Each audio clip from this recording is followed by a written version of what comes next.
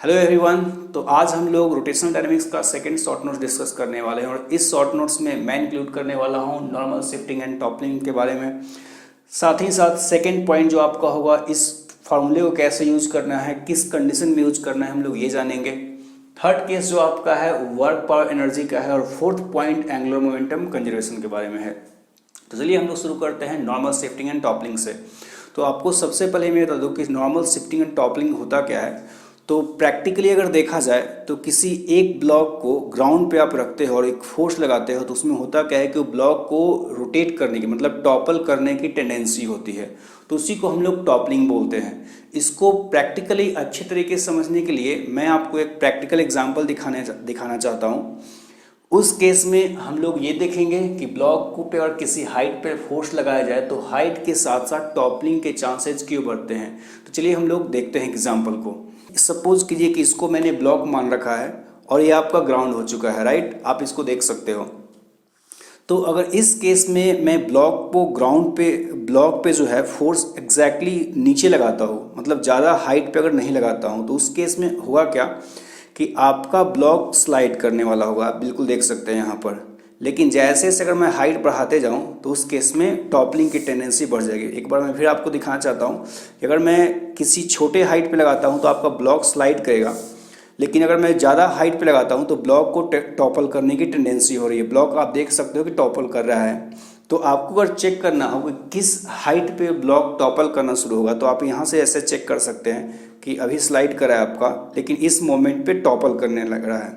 तो आपसे ये पूछा करेगा कि कितने हाइट पे किसी स्पेसिफिक फोर्स को लगाया जाए ताकि ब्लॉक टॉपल कर जाए। कितने हाइट पे किसी भी स्पेसिफिक फोर्स को लगाए ताकि ब्लॉक क्या हो जाए, टॉपल हो जाए। अगर वो ब्लॉक टॉपल नहीं होता है तो उस केस में आपको पूछेगा कि नॉर्मल शिफ्टिंग कितना हुआ है। अब नॉर्मल शिफ्टिंग क्या होता है कि आप यहाँ पर देख सकते हैं कि अगर मैं यहाँ पर फोर्स लगा रहा हूँ तो ये जो ब्लॉक है आपका इस पॉइंट के अबाउट कांटेक्ट में है, इस पॉइंट के अबाउट कांटेक्ट में। अगर तो इस पॉइंट के अबाउट अगर कांटेक्ट में है वो, तो नॉर्मल आपका यहाँ पर आ चुका है, क्योंकि जिस पॉइंट पे आपका कांटेक्ट होता है नॉर्मल वही होता है। तो टॉपल करने के केस में नॉर्मल जो है एज पे आपका शिफ्ट हो जाएगा। लेकिन अगर आप किसी छोटे फोर्स को लगाते हो, अगर सपोज कि टॉपल वो नहीं कर रहा है, तो टॉपल नहीं कर रहा है तो उस केस में नॉर्मल जो है वो शिफ्ट होगा एग्जैक्टली। अगर नॉर्मल माने तो अगर हम लोग फोर्स नहीं लगाएंगे तो उस केस में नॉर्मल एग्जैक्टली यूनिफॉर्म, मतलब जो है आप बोल सकते हैं कि प्रेशर जो है यूनिफॉर्मली डिस्ट्रीब्यूटेड होगा। लेकिन अगर मैं फोर्स लगाता हूँ तो जैसे ही फोर्स लगाने पे इसको उस साइड घूमने की टेंडेंसी हो रही है, इस साइड वो घूमना चाह रहा है। तो अगर वो घूमना चाह रहा है तो उस केस में क्या होगा कि नॉर्मल जो प्रेशर है राइट साइड में आगे की तरफ बढ़ जाएगा, आपका पीछे की तरफ आपका प्रेशर घट जाएगा। तो हम लोग ये बोल सकते हैं कि जो ब्लॉक में है, ब्लॉक का ऑन एवरेज नॉर्मल हम लोग बोल सकते हैं कि राइट साइड में शिफ्ट हो चुका है। तो आपसे इसमें दो क्वेश्चन पूछ सकता है। क्वेश्चन नंबर 1 जो आपका पूछ सकता है, अगर वो टॉपल नहीं हो रहा है तो उस केस में आपसे नॉर्मल शिफ्टिंग पूछेगा कि ब्लॉक में नॉर्मल का शिफ्ट कहाँ पर हो चुका है, जो कि इन जनरल मिड पॉइंट पे बीच में होता है। अगर वो टॉपल हो रहा है तो उस केस में सबको पता है कि नॉर्मल जो है एग्जैक्टली एज पे आपका शिफ्ट हो जाएगा। अगर हम लोग टॉपल करें तो उस केस में नॉर्मल जो है एग्जैक्टली एज पे आपका शिफ्ट हो जाएगा। और तो उस केस में आपका नॉर्मल शिफ्टिंग नहीं पूछकर, क्योंकि वो कुछ इंटरेस्टिंग आपका पॉइंट नहीं हुआ, तो उस केस में नॉर्मल शिफ्टिंग नहीं पूछकर वो आपसे पूछने वाला होगा कितना हम लोग फोर्स लगाएं एक स्पेसिफिक हाइट पे ताकि ये ब्लॉक टॉपल कर जाए। या तो आपसे हाइट पूछेगा फोर्स देकर, या आपको हाइट देकर फोर्स पूछेगा, या फोर्स देकर आपको हाइट पूछेगा। दोनों में से कोई एक पॉइंट आपका पूछने वाला होगा। तो हम लोग ये बोल सकते हैं कि जितना आपका हाइट बढ़ते जाएगा टॉपलिंग का टेंडेंसी उतना ही आपका बढ़ते जाएगा। और ये भी हम लोग बोल सकते हैं कि अगर हम लोग किसी हाइट पे फोर्स को लगाएंगे तो नॉर्मल आपका राइट साइड में शिफ्ट हो जाएगा। तो इस केस में आप इतना याद रख सकते हैं। तो चलिए हम लोग केस को डिस्कस करते हैं इस पॉइंट पे।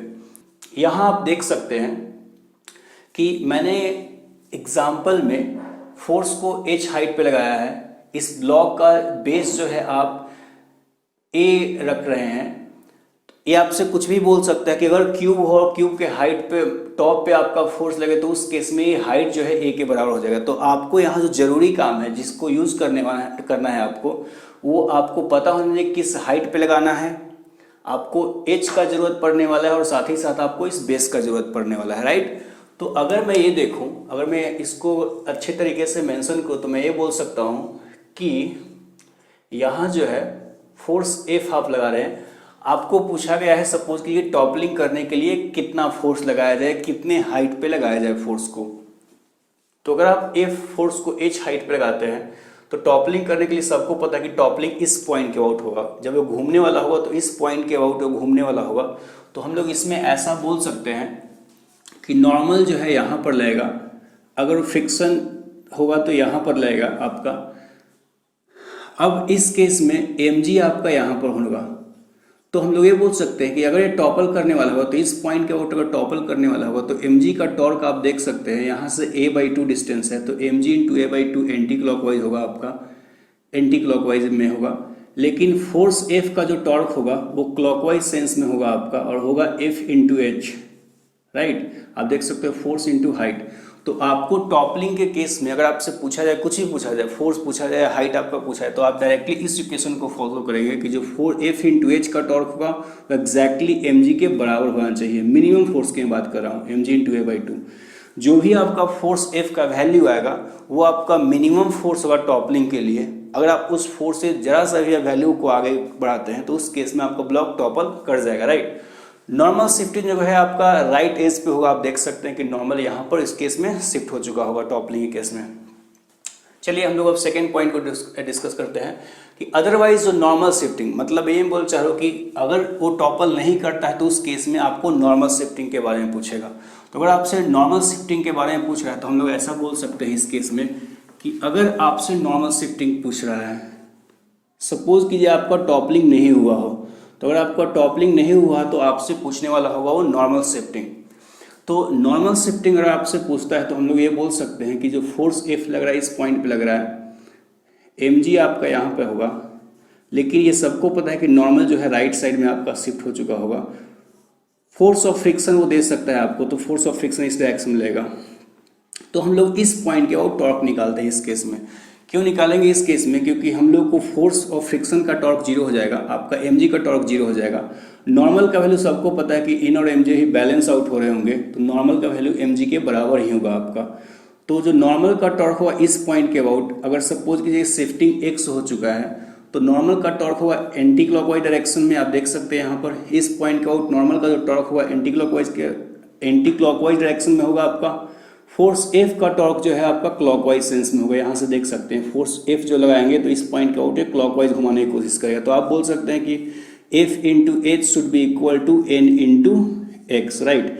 n का वैल्यू आप mg बोलेंगे, n का वैल्यू क्या बोलेंगे mg। आपका F का वैल्यू वो देगा mg के टर्म में देगा इस केस में, एच का वैल्यू आपको देगा, तो यहाँ से नॉर्मल शिफ्टिंग निकल जाएगा। बाय द वे अगर आपका नॉर्मल का वैल्यू शिफ्टिंग जो x का वैल्यू है वो अगर a/2 निकलता है तो आप बोल सकते हैं कि टॉपलिंग होने वाला हो उस केस में। उस केस में क्या होगा, अगर नॉर्मल का शिफ्टिंग यहाँ पर हो जाए तो आप बोल सकते हैं कि वहाँ उस केस में आपका ब्लॉक टॉपल कर जाएगा, राइट। तो चलिए अब हम लोग इस दोनों पॉइंट को डिस्कस कर चुके हैं। चलिए हम लोग इस पॉइंट पे आते हैं। तो इस पॉइंट में आपसे बोला गया है कि किसी ब्लॉक को आप ग्राउंड पे रखते हैं, तो ग्राउंड पे अगर आप किसी ब्लॉक को आप इंक्लाइन प्लेन पे रखते हैं तो उस केस में पूछेगा आपसे कि इस थीटा पे दिए हुए किसी वैल्यू को किसी दिए हुए थीटा वैल्यू पे वो ब्लॉक जो है टॉपल करेगा या स्लाइड करेगा, दोनों में से एक बात पूछ सकता है। तो मैंने यहाँ पर समझाने की कोशिश किया कि फॉर टॉपलिंग जो है आपका ये होना चाहिए थीटा टी, मतलब थीटा का जो वैल्यू है यहाँ से आप निकाल सकते हैं। फॉर स्लाइडिंग आपका जिसको हम लोग एंगल ऑफ रिपोज फ्रिक्शन में नाम देते हैं, तो एंगल ऑफ रिपोज जो होना चाहिए वो म्यूएस से आना चाहिए। तो आपको दोनों को कंपैरिजन करना है। इसको प्रैक्टिकली हम लोग सीखने के लिए, समझने के लिए हम लोग फिर से एग्जाम्पल की तरफ जाते हैं, प्रैक्टिकल एग्जाम्पल की तरफ। तो आइए चलिए हम लोग उसको देखते हैं। तो हम लोग फिर से आ चुके हैं आपका ब्लॉक और इंक्लाइन प्लेन पे। इस केस में मैं चेक करने वाला हूँ किस केस में स्लाइड करे और किस केस में टॉपल करेगा। मैं आपको क्वेश्चन को प्रैक्टिकली समझाने की कोशिश करता हूँ। तो सपोज कीजिए कि ये आपका इंक्लाइन प्लेन हो चुका है, इसको मैं इंक्लाइन प्लेन में कन्वर्ट करने वाला हूँ। तो मैं आपको क्वेश्चन को क्लैरिफाई करता हूँ। आपसे पूछेगा कि अगर हम लोग थीटा का वैल्यू बढ़ाते हैं या किसी स्पेसिफिक थीटा पे वो ब्लॉक टॉपल करेगा या स्लाइड करेगा, ये दोनों आपको आंसर देना है। तो चलिए हम लोग इस केस में देखते हैं कि थीटा को बढ़ाने पे क्या होता है, पहले स्लाइड करता है कि टॉपल करता है। तो आप यहाँ पर देख सकते हैं अभी वो स्लाइड कर रहा है, मतलब इस केस में आपको बोलेगा हम लोग थीटा का वैल्यू निकालेंगे तो इस केस में वो ब्लॉक जो है पहले स्लाइडिंग करना शुरू कर देगा। पहले क्या करना शुरू कर देगा, आपका स्लाइडिंग करना शुरू कर देगा। लेकिन अगर मैं थोड़ा कोफिशिएंट ऑफ फ्रिक्शन बढ़ा देता हूँ, अगर मैं कोफिशिएंट ऑफ फ्रिक्शन को बढ़ा देता हूँ तो हो सकता है कि ब्लॉक थोड़ा बड़े एंगल पे स्लाइडिंग करना शुरू कर दे। तो यहाँ पर मैं एग्जांपल के लिए लेना चाहूँगा कि अब देखिए इस केस में मैं फिर से इसका इंक्लिनेशन चेंज करने वाला हूँ। So let's see. तो यहाँ पर आपका देखिएगा तो इस केस में स्लाइडिंग से पहले आपका टॉपलिंग हो रहा है। तो इस साइड टाइप से वो क्वेश्चन आपसे पूछ सकता है। आपको सारे वैल्यूज़ दिए जाएंगे और आपसे पूछा जाएगा कि या वो स्लाइडिंग कर रहा है या टॉपलिंग करेगा, या आपसे पूछा जाएगा कि अगर हम लोग थीटा को बढ़ाएं तो पहले टॉपलिंग करेगा या स्लाइडिंग करेगा, राइट। तो अगर टॉपलिंग आपका कर चुका हो तो स्लाइडिंग करने की कोई बात ही नहीं। आप यहाँ देख सकते हैं कि अगर आप ये ब्लॉक टॉपल कर जाता है तो स्लाइडिंग उसके बाद तो अपना ऐसे आएगा, राइट। तो हम लोग को ये चेक करना होता है। तो चलिए हम लोग देखते हैं कि मैथमेटिकली हम लोग इसको कैसे अप्रोच करेंगे। तो चलिए हम लोग शुरुआत करते हैं कि मैथमेटिकली इसको हम लोग को अप्रोच कैसे करना है आपका। तो मैंने यहाँ पर लिख रखा है कि फॉर टॉपलिंग आपका कंडीशन ये होना चाहिए, फॉर स्लाइडिंग आपका कंडीशन ये होना चाहिए। तो चलिए हम लोग बारी बारी से डिस्कस करते हैं कि मैंने उन दोनों कंडीशन को क्यों लिखा है। तो इस क्वेश्चन में कुछ इस तरह से होता है आपका कि आपका जैसे जैसे इंक्लिनेशन बढ़ता है तो एक मोमेंट ऐसा आता है, अगर आपको टॉपलिंग पता करना हो तो टॉपलिंग के लिए कंडीशन ये है कि अगर mg यहाँ लग रहा हो, अगर mg इसके पीछे जैसे पास करेगा, मैं यहाँ बोलना चाह रहा हूँ कि अगर mg सपोज कि mg का लाइन ऑफ एक्शन इस कॉर्नर से नहीं, इस कॉर्नर के राइट साइड से पास करे, जो कि अभी इम्प्रैक्टिकली है, आपका गलत है एक तरीके से, क्योंकि mg आपका डाउनवर्ड होगा। लेकिन अगर mg इस पॉइंट के राइट साइड से पास करेगा तो उस केस में ब्लॉक टॉपल नहीं होता है। इस पॉइंट से अगर पास करता है एग्जैक्टली टॉपलिंग का कंडीशन होता है। इसके राइट लेफ्ट साइड से अगर पास करता है तो टॉपलिंग गारंटी होगा, राइट। ये आपका क्रिटिकल पॉइंट है। तो वही मैं दिखाने की यहाँ कोशिश कर रहा हूँ कि अगर आपको टॉपलिंग करवाना हो तो mg जो है एग्जैक्टली इस पॉइंट से आपका पास करेगा, क्योंकि आप देख सकते हो कि जितना आप इंक्लिनेशन बढ़ाते जाएंगे, जितना आप इंक्लिनेशन जो है ब्लॉक का बढ़ाते जाएंगे, तो आप देख सकते हो इसमें गारंटी आपको भी फील आ रही होगी कि इस केस में ब्लॉक जो है गारंटी टॉपल कर जाएगा, क्योंकि mg जो है इसको इसके इस पॉइंट के बाद ऐसे रोटेट करवा देगा, राइट। तो हम लोग इसको ऐसा सोच सकते हैं। तो टॉपलिंग के लिए जो इसमें केस होता है, हम लोग ऐसे बोल सकते हैं कि ये जो कंडीशन है mg का यहाँ से पास होना एज से आपका, वो टॉपलिंग का कंडीशन है। तो चलिए हम लोग थीटा निकालने की कोशिश करते हैं। अगर थीटा होगा तो 90 माइनस थीटा, 90 माइनस थीटा तो आपका थीटा होगा। तो अगर हम लोग बेस को यहाँ पर नाम दे सकते हैं b/2, पूरा बेस आपका b है, और ये जो पूरा हाइट है h नाम मान कर चलते हैं, तो ये जो h/2 सेंटर ऑफ मास हम लोग मान कर चले कि सेंटर ऑफ मास का मिडिल पॉइंट पे होगा। यूनिफॉर्म ब्लॉक है आपका, ठीक है। क्यूब आपका नहीं मैं ले रहा हूँ, मैं सिंपल ले रहा हूँ। बेस जो b है, हाइट h है। क्यूब भी हो सकता है, क्यूब के होने के केस में आपका h और b बराबर हो जाएंगे। तो यहाँ पर आप देख सकते हैं जो tan थीटा जो आ जाएगा आपका b/2/h/2 परपेंडिकुलर बाई बेस आपका हो जाएगा, राइट। तो हम लोग इसीलिए मैंने यहाँ पर tan थीटा t लिखा है कि टॉपलिंग होने के लिए tan थीटा t का जो वैल्यू होना चाहिए वो b/2/h/2 मीन्स b/h होना चाहिए। तो इस केस से आपको पता चलेगा कि कितने थीटा पे आपका जो है ब्लॉक टॉपल करेगा। ध्यान सुनिएगा, आप इंक्लिनेशन को बढ़ा रहे हैं, बढ़ाते बढ़ाते आपको मिनिमम थीटा पता करना है कितने पे वो टॉपल करेगा। तो ये थीटा आपका यहाँ से आएगा, राइट, जिस थीटा पे टॉपल करेगा। स्लाइडिंग के लिए सबको पता है, हम लोग एंगल ऑफ रिपोज लेते हैं। यहाँ मैंने थीटा एस नाम रखा है। तो tan थीटा एस जो होना चाहिए ग्रेटर इक्वल म्यू एस होना चाहिए। तो आपको दोनों वैल्यू दिए जाएंगे, आपको कंपैरिजन करना है किस केस में टॉपलिंग होगा, किस केस में स्लाइडिंग। तो सपोज कीजिए कि यहाँ पर मैं आपका थीटा 30 डिग्री आता है और यहाँ पर सपोज कीजिए कि थीटा आपका कुछ 40 डिग्री आता है। तो मैं ये बोलूँगा कि इस केस में जो स्लाइडिंग है 30 पे ही शुरू हो जाएगी और उसके बाद आपका टॉपलिंग शुरू होगा। उसके बाद क्या होगा, आपका टॉपलिंग शुरू होगा, राइट। तो आप इस तरह से दोनों का वैल्यू निकाल सकते हैं। सपोज कीजिए कि आपका tan इसके कॉरस्पॉन्डिंग जो थीटा आता है 25 डिग्री, मैं कुछ रैंडम वैल्यू लेता हूँ, तो इसके कॉरस्पॉन्डिंग सपोज कीजिए आपका 25 डिग्री आएगा। तो आप क्या बोलेंगे कि आप जैसे जैसे इंक्लिनेशन बढ़ाएंगे तो सबसे पहले टॉपलिंग करना शुरू कर देगा, ठीक है। उसके अगर टॉपलिंग करना शुरू किया उसके बाद तो ब्लॉक अपना ऐसे नीचे आता जाएगा, तो उसके बाद स्लाइडिंग का कोई केस बनता ही नहीं है, ठीक है। लेकिन अगर वो, हाँ एक बात याद रखिए कि पहले वो स्लाइडिंग शुरू करता है और फिर भी आप थीटा, सपोज कि स्लाइडिंग शुरू कर चुका है राइट, और फिर भी आप थीटा को बढ़ाते जाओगे तो एक बार ऐसा आ सकता है कि वो टॉपल भी करना शुरू कर दे, स्लाइडिंग को छोड़ उसके बाद क्या करना शुरू कर देगा, आपका टॉपलिंग करना शुरू कर देगा। फॉर एग्जाम्पल मैं अगर बताने की कोशिश करूँ तो सपोज कीजिए कि आपका 40 डिग्री है राइट, तो आप इंक्लिनेशन को बढ़ाते रहे हैं, आप इंक्लिनेशन को बढ़ा रहे 30 डिग्री पर स्लाइडिंग करना शुरू कर दे, लेकिन फिर भी मैं इंक्लिनेशन को बढ़ाते जा रहा हूँ तो एक बार ऐसा है कि आपका थीटा का वैल्यू 40 डिग्री हो जाएगा और 40 डिग्री पे स्लाइडिंग छोड़ो क्या करना शुरू कर देगा, टॉपलिंग शुरू कर देगा आपका राइट। तो इस तरीके से आप इस क्वेश्चन को डील कर सकते हैं, ठीक है। अब बात आती है कि अगर वो टॉपल नहीं करता है, मतलब हम लोग थीटा को छोटा रखें, तो आपसे पूछेगा नॉर्मल शिफ्टिंग, क्योंकि इस केस में भी आपका नॉर्मल शिफ्टिंग होगा। तो नॉर्मल शिफ्टिंग निकालने का तरीका सिंपल है कि अगर सपोज कीजिए कि ब्लॉक अगर mg इस पॉइंट से नहीं पास हो रहा है, mg आपका इस पॉइंट से नहीं पास होकर मैं कोई छोटे थीटा पे लेता हूँ, आपका टॉपल अभी नहीं हो रहा है, तो mg आपका इस पॉइंट से नहीं पास होकर mg किसी रैंडम पॉइंट से आपका पास हो रहा है, तो ये जो होगा नॉर्मल, इस पॉइंट पे नॉर्मल आपका चला जाएगा। तो इस थीटा को आपको निकालना है तो यहाँ से हम लोग थीटा को निकाल सकते हैं, यहाँ से आपका x हो जाएगा, यहाँ से आपका h/2 हो जाएगा। तो मैंने यही यूज़ किया है यहाँ पर कि अगर आपको इस थीटा को निकालना है तो tan theta is equal to x/h/2, मैं x इसको ले रहा हूँ, मैं जो है x इसको लेने की कोशिश कर रहा हूँ, तो x डिवाइडेड बाई h/2 आपका हो जाएगा राइट। तो tan theta is equal to x divided h/2, यहाँ से आपका x निकल जाएगा। अगर वो टॉपल नहीं करता है, टॉपल होने के केस में आपका x का वैल्यू एग्जैक्टली b/2 के बराबर आ जाएगा। तो इन तीनों केस को हम लोग इस तरीके से ध्यान रखेंगे। याद रखिए कि मैंने सारे जो मेन इंपॉर्टेंट पॉइंट्स पूछे थे उसको मैंने मेंशन किया है। ये जो क्लास होता है ऑलमोस्ट ये आपको तीनों टॉपिक्स, तीनों पॉइंट्स को डिस्कस करने में आपका कम से कम आपका 1.5 आवर्स का टाइम लगता है, तो मैंने इसको शॉर्ट में निपटाने की कोशिश किया है राइट। इतने बातों को आपको ध्यान रखना है। चलिए हम लोग शुरू करते हैं। नेक्स्ट पॉइंट आपका जो पॉइंट है आपका ये केस है। इस केस में क्या है कि आप दो ब्लॉक को M1 और M2 को दोनों साइड हैंग किए हुए हैं, आपका पुली का मास m है, रेडियस आपका r है। तो आपसे पूछा गया है कि अगर ये पुली, दो केस है आपका, एक केस में आपका पुली स्मूथ है और दूसरे केस में पुली क्या आपका रफ है, तो उस केस में एक्सेलरेशन को हम लोग कैसे निकालेंगे। तो याद रखिएगा कि यहाँ पर एक बात आपको बिल्कुल ध्यान रखना है। क्या होता है स्टूडेंट्स के साथ मैक्सिमम टाइम कि अगर वो पुली का मास देता है तो डायरेक्टली एज्यूम कर लेते हैं कि ये क्वेश्चन जो है रोटेशनल डायनेमिक्स से है, जो कि ऐसा नहीं है। हम लोग का मास होने के बाद भी ऐसा जरूरी नहीं है कि पुली जब ये ब्लॉक नीचे जाएगा, सपोज कीजिए मैं M2 को हैवी मार रहा हूँ, तो ऐसा जरूरी नहीं है कि ये ब्लॉक नीचे जाएगा और ये ब्लॉक ऊपर जाएगा तो पुली को रोटेट करना ही है।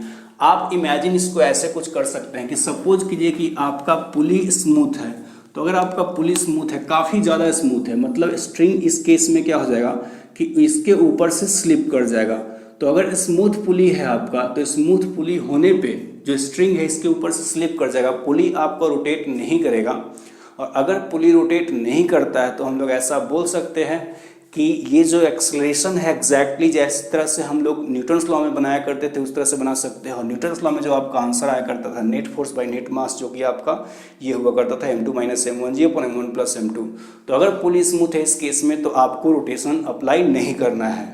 लेकिन अगर पुली आपका रफ है, तो अगर आपका पुली रफ है तो उस केस में जैसे से ब्लॉक M2 ब्लॉक नीचे जाएगा तो हम लोग बोल सकते हैं कि पुली जो है आपका रोटेट होते जाएगा। याद रखिए पुली को रफ होना है, इतना ज़्यादा रफ होना चाहिए, होना है इसको कि स्ट्रिंग इस पे स्लाइड ना करे। दो केसेस हो सकते हैं कि रफ हो लेकिन उतना ज़्यादा रफ नहीं हो। तो अगर आपका ज़्यादा रफ नहीं है तो आपका ये घूमेगा तो, लेकिन ज़रूरी नहीं है कि ये फुल एंगुलर स्पीड से आपका फुल एंगुलर एक्सेलरेशन से आपका घूमेगा। इसके ऊपर ऊपर थोड़ा थोड़ा आपको जो है स्ट्रिंग स्लाइड होते जाएगा राइट। तो उस केस को मैं डिस्कस नहीं कर रहा हूँ, मैं डिस्कस उस केस को कर रहा हूँ जिसमें ये जो पुली है इतना ज़्यादा रफ है कि इसके ऊपर से स्ट्रिंग स्लाइड नहीं कर रहा है। तो अगर आपका स्ट्रिंग स्लाइड नहीं करा तो एक्सेलरेशन उस केस में हम लोग net force divided by m1 + m2 plus याद रखिए पुली का हाफ मास ऐड होता है। यहाँ तो आपको याद करना होता है न्यूटन्स लॉ में भी, लेकिन आपको यहाँ पर m/2 पुली का हाफ मास आपको ऐड कर देना है। इसके काफ़ी सारा लॉजिक है, लेकिन उस लॉजिक को हम लोग यहाँ पर अवॉइड करते हैं, काफ़ी कॉम्प्लिकेटेड हो जाएगा। तो ये सारे आपके पॉइंट्स कवर अप हो गए। चलिए हम लोग शुरू करते हैं वर्क पावर एनर्जी को। तो वर्क पावर एनर्जी आपको डिस्कस करना है तो हम लोग इसमें याद रखेंगे जिस तरीके से हम लोग ट्रांसलेशनल मोशन के केस में work done equal to force dot D S, F dot D S use किया करते थे। यहाँ पर आपका work done is equal to tau dot D theta, exactly parallel formula है। आपसे पूछा सकता है कंजर्वेशन ऑफ एनर्जी, आपको बिल्कुल वही रिव्यू याद रखना है। कंजर्वेशन ऑफ एनर्जी आपको याद रखता था नॉन कंजर्वेटिव फोर्स का वर्क डन 0 हो और एक्सटर्नल का वर्क डन क्या हो, 0 हो, राइट। उस केस में हम लोग लिया करते थे कंजर्वेशन ऑफ एनर्जी। मैंने यहाँ पर एक बहुत ही इंटरेस्टिंग क्वेश्चन को लेने की कोशिश किया है।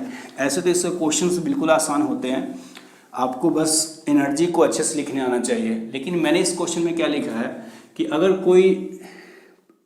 कोई आपका डिस्क हो, राइट, डिस्क का मास आपका m है, रेडियस r है, उस डिस्क को यहाँ से हिंज किया जाए उसके सेंटर से, तो इस केस में इस डिस्क को ऐसे हम लोग छोड़ दें तो ये डिस्क रोटेट नहीं करेगा। लेकिन आपका जो सिचुएशन इस तरह से दिया हुआ है कि मैं एक छोटा सा डिस्क यहाँ से निकाल लूँगा तो आपका सेंटर ऑफ मास कुछ यहाँ चला जाएगा और heavy portion, centre of mass आपका ऊपर जाने से ये डिस्क आपका रोटेट कर जाएगा, तो सेंटर ऑफ मास यहाँ से यहाँ जाएगा। तो आपको बताना है कि इस केस में इसका angular speed, maximum angular speed, और मैक्सिमम एंगुलर स्पीड कहने का मतलब जब वो सेंटर ऑफ मास यहाँ पहुँचेगा मैक्सिमम लॉस होगा एनर्जी का।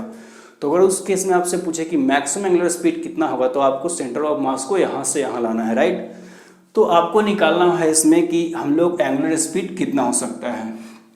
तो हम लोग वही करने वाले हैं, लॉस इक्वल टू गेन आपका जो लॉस होगा ग्रेविटेशनल पोटेंशियल एनर्जी। तो आपका ग्रेविटेशनल पोटेंशियल लॉस होने के लिए आपको सेंटर ऑफ मास का पोजीशन मालूम होना चाहिए। मैंने आपको सेंटर ऑफ मास ने बता रखा है कि आपका ये जो है क्वेश्चन काफ़ी ज़्यादा इंपॉर्टेंट है, तो इसका सेंटर ऑफ मास आपको बिल्कुल याद करके रखना है रिमूवेबल सिस्टम का।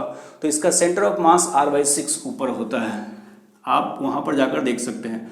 तो आप r/6 आपका सेंटर ऑफ मास ऊपर होगा तो r/6 ऊपर से r/6 नीचे आएगा। जो मास हो जाएगा आपका m मास पहले था, लेकिन हम लोग m/4 को सब्ट्रैक्ट कर देंगे। क्यों? क्योंकि आपका रेडियस जो है इसका आधा हो गया है तो मास 1/4 हो जाएगा। तो m माइनस m/4 3m/4, तो लॉस जो आपका हो जाएगा 3m/4 g, और जो हाइट नीचे आ रहा है आपका r/6 ऊपर से r/6 नीचे आ जाएगा, राइट। तो ये आपका लॉस ऑफ एनर्जी हो चुका है, करेक्ट। अब हम लोग आते हैं काइनेटिक एनर्जी में। तो काइनेटिक एनर्जी आपका हाफ आई ओमेगा स्क्वायर, आई भी यहाँ एक लिखना काफ़ी मुश्किल काम है आपका। आई लिखने के लिए हम लोग ऐसा कर सकते हैं कि आई का वैल्यू I0 माइनस रिमूव मास हम लोग लिख सकते हैं मोमेंट ऑफ इनर्शिया। तो आई जो नॉट है आपका इनिशियल मोमेंट ऑफ इनर्शिया, इसके बाद mr²/2 है, माइनस रिमूव्ड मास का मोमेंट ऑफ इनर्शिया। तो याद रखिए कि इस छोटे से मास का जो मोमेंट ऑफ इनर्शिया इसके अबाउट होता है, तो आप लोग बोल सकते हैं कि एक छोटा सा कोई अगर बॉडी आपका दिया जाए, डिस्क दिया जाए, उसका मोमेंट ऑफ इनर्शिया इसके अबाउट। याद रखिए इसका मैं r' लेता हूँ और मास जो है m', क्योंकि आपका मास m और r, रेडियस r नहीं है इस केस में। तो आप r' और m' अगर आप लेते हैं तो यहाँ से आपका मोमेंट ऑफ इनर्शिया याद रखिए 3/2 m'(r')² होता है इसका मोमेंट ऑफ इनर्शिया। तो मैंने उसी को यूज़ किया है, I is equal to I0 minus moment of inertia of remove portion. तो रिमूव पोर्सन का मोमेंट ऑफ इनर्शिया है 3/2, m जो है m/4 है, r है r/2 इस छोटे से डिस्क का। तो आप यहाँ से I का वैल्यू पुट कर सकते हैं और ओमेगा का वैल्यू निकाल सकते हैं। तो इस तरीके से हम लोग इतने पोर्शन को कवर अप कर चुके हैं। चलिए हम लोग नेक्स्ट पोर्शन पर अब चलते हैं, जिसमें हम लोग डिस्कस करने वाले हैं एंगुलर मोमेंटम कंजर्वेशन। तो अगर हम लोग लीनियर मोमेंटम कंजर्वेशन को याद करें तो लीनियर मोमेंटम कंजर्वेशन आपका तब अप्लाई होता था जिस केस में हम लोग का एक्सटर्नल फोर्स 0 हुआ करता था। तो उस तरीके से हम लोग बोल सकते हैं कि एंगुलर मोमेंटम कंजर्वेशन हम लोग तब अप्लाई करेंगे जब आपका कोई भी एक्सटर्नल टॉर्क बॉडी पे एक्ट नहीं हो रहा हो। तो अगर आपका बॉडी पे कोई भी एक्सटर्नल टॉर्क नहीं एक्ट हो रहा तो हम लोग उसमें एंगुलर मोमेंटम कंजर्वेशन अप्लाई करेंगे। तो उस तरीके से मैं थ्योरी को यहाँ पर पिकअप किया हूँ कि torque is equal to dl/dt आपका है। अगर हम लोग टॉर्क को 0 कर दें तो dl/t 0 आएगा, और आपका dl/dt 0 आता है तो हम लोग ये बोल सकते हैं कि एंगुलर मोमेंटम जो है आपका क्या होगा, कंजर्व होगा, राइट। एंगुलर मोमेंटम क्या होगा आपका, कंजर्व होगा। तो अगर आपका एंगुलर मोमेंटम कंजर्व होगा तो इससे हम लोग बहुत सारे केसेस दे सकते हैं। इसके जो एप्लीकेशन है आपका माइनिंग ऑफ अर्थ है, इसको मैं डिस्कस करूंगा। चलिए हम लोग इस क्वेश्चन को सबसे पहले देख लेते हैं। ये क्वेश्चन काफ़ी इंपॉर्टेंट है और फेवरेट है हम लोगों का। हम लोग ऐसा बोल सकते हैं, क्वेश्चन आसान भी है। क्वेश्चन इस तरीके से है कि आपका एक लोअर डिस्क है, उसको हम लोग ओमेगा एंगुलर स्पीड से आपका I2 है, मोमेंट ऑफ इनर्शिया ओमेगा 2 नीचे रोटेट कर रहा है, राइट, इस तरीके से। लेकिन उसके ऊपर मैं एक दूसरा डिस्क, छोटा सा डिस्क सपोज कीजिए, I1 मोमेंट ऑफ इनर्शिया उसको और ओमेगा 1 एंगुलर स्पीड ऑपोजिट में देकर ऊपर उसके ऊपर रख देता हूँ। हो सकता है आपका रेस्ट में भी हो, कुछ भी हो सकता है यहाँ पर। तो अगर हम लोग दोनों को एक दूसरे पे रखते हैं तो उसके बाद आपसे पूछा कि अगर दोनों रब होना शुरू कर देंगे तो उसके बहुत देर के बाद उनका एंगुलर स्पीड कॉमन कितना हो जाएगा। तो परफेक्ट एग्जांपल है आपका एंगुलर मोमेंटम कंजर्वेशन का। क्यों? क्योंकि आपको कोई बाहर से टॉर्क नहीं लग रहा है, जो भी दोनों के बीच में फोर्स आएंगे आपके इंटरनल फोर्स होंगे। तो इंटरनल फोर्सेज जो है प्रोड्यूस इंटरनल टॉर्क करेंगे और उसके कारण एंगुलर मोमेंटम आपका कंजर्व होगा। तो अगर मैं L initial equal to L final लूँ तो हम लोग ये बोल सकते हैं कि अगर I1 ω1 किसी एक डायरेक्शन को पॉजिटिव मान लिया जाए तो आपका I1 ω1 को मैंने पॉजिटिव मान लिया है। तो अगर हम लोग I1 ω1 को पॉजिटिव मान लें तो I2 ω2 आपका नेगेटिव हो जाएगा। तो initial angular momentum I1 ω1 minus I2 ω2 is equal to final अगर हम लोग बात करें तो दोनों एक साथ रोटेट करना शुरू कर देगा। तो दोनों अगर आपका एक साथ रोटेट करना शुरू कर देगा तो हम लोग बोल सकते हैं कि I1 plus I2 moment of inertia हो जाएगा और कॉमन एंगुलर स्पीड ओमेगा हो जाएगा। याद रखिए कि इस केस में आपका जो एंगुलर स्पीड फाइनल होगा वो डिपेंड करेगा इस बात पे कि किसका एंगुलर मोमेंटम ज़्यादा है। बहुत लोग ये सोचते हैं कि अगर हम लोग नीचे वाले डिस्क को अगर 10 से रोटेट करवा कर रखें और ऊपर वाले डिस्क को सपोज कीजिए 5 से रोटेट करवाएं तो उस केस में हम लोग का जो फाइनल डायरेक्शन है नीचे वाले डिस्क पे डिपेंड करेगा। लेकिन ये बात नहीं है, क्योंकि आप देख सकते हैं यहाँ पर जो पॉजिटिव या निगेटिव साइन हुआ है इसका डिसीजन हम लोग को इससे पता चलेगा कि I1 ω1 ज़्यादा है या I2 ω2 ज़्यादा है, ना कि इससे हम लोग का डिसाइड होगा कि ω1 ज़्यादा है ω2। तो याद रखिए कि आपका जो फाइनल डायरेक्शन होगा वो डिपेंड करेगा किस बॉडी का एंगुलर मोमेंटम ज़्यादा है, ना कि किस बॉडी का ओमेगा ज़्यादा है, राइट। तो जीत उसी की होगी जिसका आई ओमेगा ज़्यादा है, न कि ओमेगा ज़्यादा है। तो आप देख सकते हैं यहाँ पर कैलकुलेशन करेंगे आपका फाइनल वैल्यू ओमेगा पॉजिटिव ही आ सकता है। अगर पॉजिटिव आता है तो फाइनल डायरेक्शन ω1 के डायरेक्शन में होगा, अगर वो निगेटिव आता है बाय द वे तो आपका फाइनल डायरेक्शन ω2 के डायरेक्शन में होगा। हाँ, एक बात को यहाँ आपको ध्यान रखना है कि अगर हम लोग एक डिस्क को दूसरे डिस्क पे रखते हैं तो उस केस में ये दिए होना चाहिए कि दोनों के बीच का इंटरफेस आपका रफ है। अगर इंटरफेस आपका रफ नहीं होगा तो उस केस में दोनों डिस्क एक दूसरे पे स्लाइड होते रह जाएंगे, दोनों कभी एक दूसरे का कॉमन स्पीड एक्वायर नहीं करेंगे, दोनों के अगर बीच का सरफेस रफ नहीं हो तो। एप्लीकेशन देख लेते हैं यहाँ पर हम लोग, यहाँ पर आप समझ सकते हैं। तो एप्लीकेशन में हम लोग ऐसा सोच सकते हैं कि एप्लीकेशन में माइनिंग ऑफ अर्थ आपसे पूछता है, आइस डांसिंग है, बैले डांसिंग आपका बोलता है कि उस केस में एंगुलर मोमेंटम आपका कैसे यूज होता है।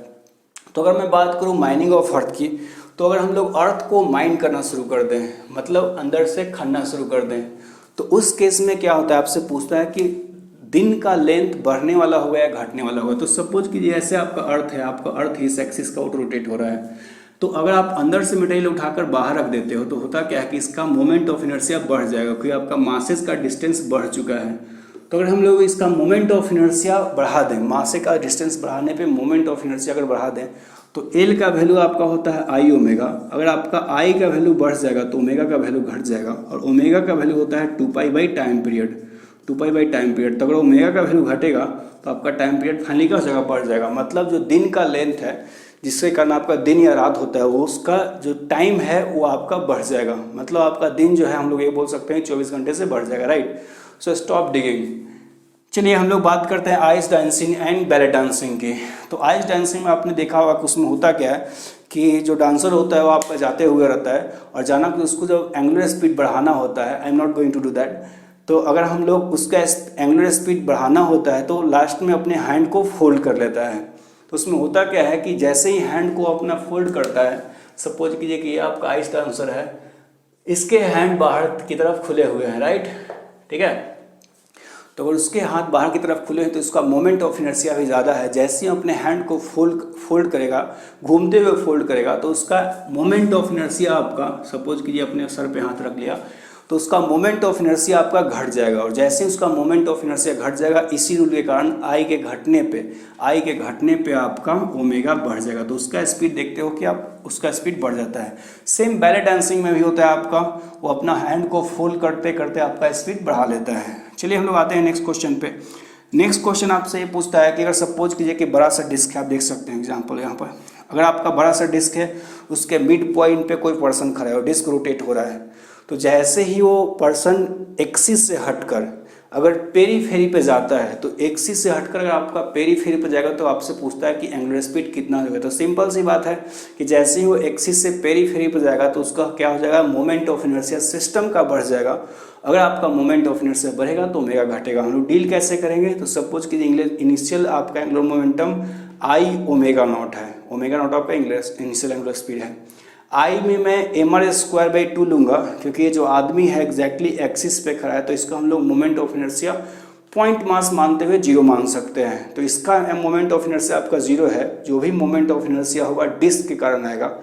तो I omega naught is equal to final moment of inertia की अगर मैं बात करता हूँ तो आप ऐसा बोल सकते हैं कि फाइनल एंगुलर मोमेंटम जो हो जाएगा, मोमेंट ऑफ इनर्शिया जो हो जाएगा mr² प्लस mr² आदमी का हो जाएगा क्योंकि ये r डिस्टेंस पे पेरीफेरी पे जा चुका है इनटू ओमेगा। यहाँ से आपका ओमेगा निकल जाएगा, कोई दिक्कत नहीं है। ये काफ़ी इंपॉर्टेंट क्वेश्चन है एक तरीके से, हम लोग इसको डील करना है। अगर क्वेश्चन ये दिया हुआ है कि सपोज कीजिए कि ये एक आपका ब्लॉक दिया हुआ है, तो अगर आपका ब्लॉक दिया हुआ है इस ब्लॉक को आप स्मूथ सरफेस पे आप इमेजिन कीजिए, फिर से मैं नहीं दिखाने वाला।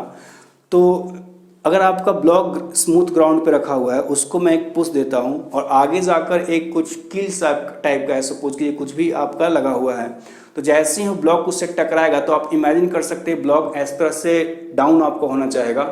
लेकिन आपसे यहाँ पूछा गया है कितना मिनिमम वेलोसिटी में दूँ ताकि वो टॉपल कर जाए, वहाँ पर धक्का खाते ही वो घूम जाए वहाँ पर, राइट। तो आपसे ये पूछा गया है, तो मैं क्या करूँगा कि सबसे पहले मैं जब यहाँ और यहाँ पॉइंट में जब कोलिजन होगा, before the collision and just after the collision, मैं कंजर्वेशन ऑफ एंगुलर मोमेंटम लगाने वाला हूँ। और जैसे ही कोलिजन हो जाएगा आपका, एक सेकंड में दिखाता हूँ आपको,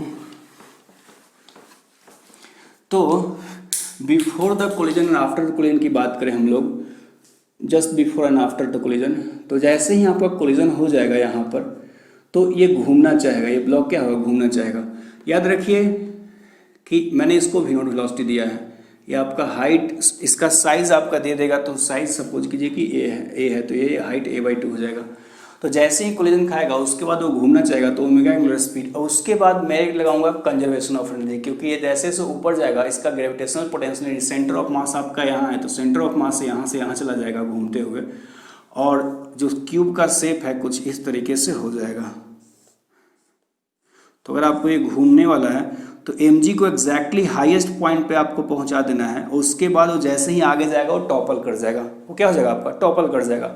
तो इस तरह से आपका कुछ सिचुएशन है, सेंटर ऑफ मास यहाँ से यहाँ जाएगा, तो मैं इसके बीच में कंजर्वेशन ऑफ एंगुलर मोमेंटम लगाऊंगा और इसके बीच में मैं कंजर्वेशन ऑफ मैकेनिकल एनर्जी लगाऊंगा। याद रखिए मैं यहाँ से यहाँ डायरेक्टली कंजर्वेशन ऑफ एनर्जी नहीं लगा सकता क्योंकि बीच में कोलिजन हो रहा है, कोलिजन में एनर्जी कंजर्व होने की गारंटी नहीं है, बस इलास्टिक कोलिजन में ही आपका होता है, राइट।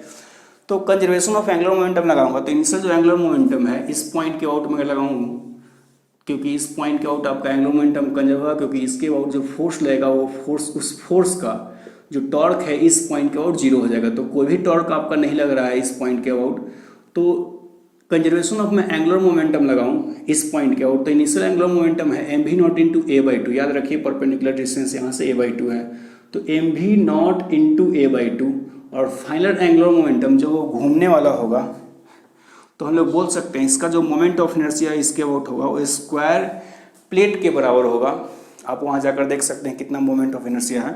तो जिस तरह से आपका सिलेंडर का और डिस्क का बराबर होता है उस तरीके से हम लोग ये बोल सकते हैं कि स्क्वायर प्लेट का और क्यूब का बराबर होगा आपका। तो इसके बाद जो है moment of inertia 2/3ma² into omega, right. यहाँ से आपका ओमेगा निकल जाएगा, और ओमेगा निकालते ही हम लोग कंजर्वेशन ऑफ एनर्जी लगाएंगे। तो कंजर्वेशन ऑफ एनर्जी में इनिशियल एनर्जी जो है आपका, हम लोग इनिशियल एनर्जी इस पॉइंट पे लिखेंगे, और फाइनल एनर्जी में जो है आपका ग्रेविटेशनल पोटेंशियल। अब देखिए ग्रेविटेशनल पोटेंशियल एनर्जी जो इसका हाइट है सेंटर ऑफ मास का a/2, और जो फाइनल हाइट है आपका a/√2। क्यों a/√2? क्योंकि जो पूरा हाइट है √2a है, तो √2a का आधा हो जाएगा a/√2। तो सेंटर ऑफ मास आपका a/2 हाइट से, इस हाइट से यहाँ पर जा चुका है, a/√2 पे जा चुका है। तो जो चेंज इन पोटेंशियल एनर्जी है mg इंटू जो हाइट आपका राइज हुआ है a/√2, this height minus this height, a/√2 minus a/2। जो इनिशियल एनर्जी है आप ओमेगा लगाकर, ओमेगा निकालकर यहाँ से आप लिख सकते हो हाफ आई ओमेगा स्क्वायर, नहीं तो आप इस फॉर्मूले को भी यूज़ कर सकते हैं। ये फार्मूला आया है आपका पी स्क्वायर अपॉन 2m वाले फार्मूले से, जब हम लोग लीनियर मोशन में काइनेटिक एनर्जी ऐसे कैलकुलेट किया करते हैं। तो यहाँ से आपका पी स्क्वायर अपॉन 2m, क्योंकि मैंने एल लिया इसलिए लिया है क्योंकि आपका एल का वैल्यू यहीं पे आपको पता है, तो आपको ओमेगा निकालने की ज़रूरत नहीं है, तो आप धीरे धीरे कैलकुलेशन को सॉर्ट कर सकते हैं। तो इस तरीके से हम लोग पूरे जो प्योर रोटेशन मोशन है, हम लोग दो पार्ट में रोटेशन को पढ़ते हैं, रोटेशन प्योर रोटेशन मोशन और फिर उसके बाद हम लोग पढ़ते हैं रोटेशन प्लस ट्रांसलेशन, जिसको हम लोग रोलिंग बोलते हैं। तो आपका प्योर रोटेशन का पार्ट आपका खत्म हो चुका है। नेक्स्ट वीडियो में हम लोग लाने वाले हैं आपका रोटेशनल प्लस ट्रांसलेशन मोशन का समेशन, जिसको हम लोग रोलिंग के नाम से जानते हैं। तो उसमें आपका 2 वीडियो आएगा और इस तरीके से हम लोग पूरा रोटेशन कवर कर चुके होंगे। तो तब तक के लिए thank you and bye bye.